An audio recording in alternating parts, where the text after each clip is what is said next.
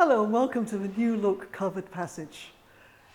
For our 175th anniversary year, we decided it was time to tell our own story.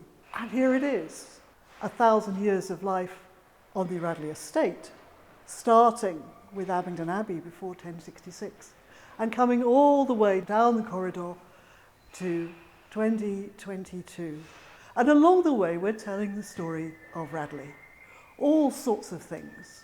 When was College Oak planted? And then the photographs where we keep showing it developing over time. The earliest photo we have of College Oak is from the 1850s. We've got all sorts of people who are part of the story, from Capability Brown laying out the grounds, Admiral Bowyer, William Sewell, Singleton, the founders of the school, and then all sorts of people from Olympians to war heroes, to poets, to activists, to campaigners, to gardeners. And we're telling the story in pictures. If we go right the way back to 1847, Robert Corbett Singleton, our founder, had a discussion with William Sewell about why they were buying pictures. They were at the time buying old master paintings. And why do we do this? Because, as they say, we want to surround the boys with an atmosphere breathing greatness and goodness. No man of experience but knows the value of teaching by the eye. Pictures are a sort of example of teaching. They invest instruction with reality that brings it home to the mind at once. And these are our pictures.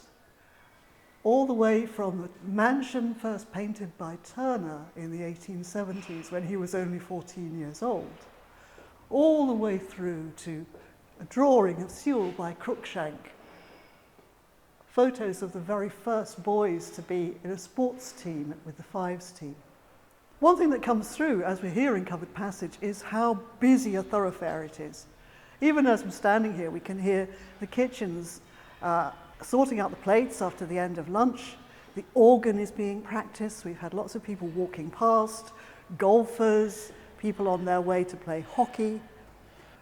And one thing that comes through to me about our story is how far back some things go. We can think of 1881, the beginning of our very first partnership with St. Peter's London docks. A really, really poor area of the docks, and we established a link with them which lasted more than 80 years, in the course of which boys from the docks came here, they lived in the village, they went to school here, and boys from Radley went out to the docks, performed entertainments, worked with literacy programs, and so on, across all of that time. Then we've got things like, here in 1906, the Flora and Fauna of Radley being published by the Radley College Natural History Society. This is actually the first complete study we have of biodiversity on the estate. And that is something that we've just published online so that we can use it now as a really good study of how our biodiversity is changing. We've got stories about the rugby team as we come into the First World War, and the very, very sad story of our very, very first 15, 7 of whom fell in the First World War, along with 3 of their coaches. And also people like George Butterworth, the composer, who fell on the Somme, and whose music we still play and still celebrate. Or Oswald Reed, winner of the Victoria Cross. Absolutely, captain of cricket, senior prefect, a really heroic figure. So these are all the people that we pick out, but they're also what you could call the less heroic, but still having a massive impact. Rhoda Parkinson, music teacher, who is still the longest serving teacher to date. And it's really interesting that from Radley's point of view, that is a woman teacher. She was never a member of Common Room because she taught music. But what she did do was that she left everything she had to pay for music scholarships at Radley. And we still benefit both from her the legacy of her teaching, but also from the legacy of those scholarships. So we've got all sorts of people and ideas coming through. One that's a favourite of mine is the Ephatha Caravan for the Deaf.